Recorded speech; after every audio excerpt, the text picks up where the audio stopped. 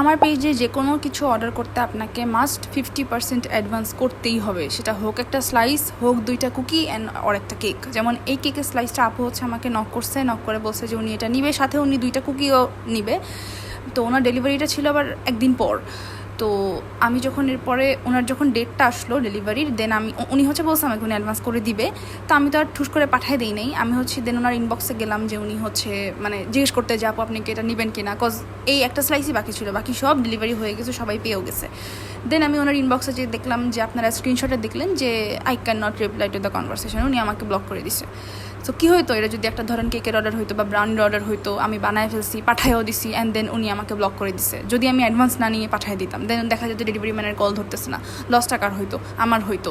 এভাবে তো আসলে হয় না। তো প্রত্যেকটা পেজের একটা পলিসি থাকে, নিয়ম থাকে। আমার পেজের নিয়ম অবশ্যই আপনাকে অ্যাডভান্স করতে হবে। আমি আপনার 200-300 টাকা অ্যাডভান্স নিয়ে বড়লোক হয়ে যাব না। আমি বিজনেস করতে আসছি, সো এটা আমার পেজের রুলস। আই হোপ সবাই বুঝবেন। অ্যান্ড এই কেকটা টেস্ট, ও মাই গড, এটা আমি অ্যান্ড আমার আপু খেয়ে বলছে, মানে আপু বলছে যে এটা পুরো সুমিজ হটকেকের মাটকেকের মতো। কজ আমরা সুমিজ হটকেকের মাটকেক আগে বহুত খাইতাম, তো এটা পুরোই ওরকম test. And I am glad আমি এটা বানাইতে পারছি।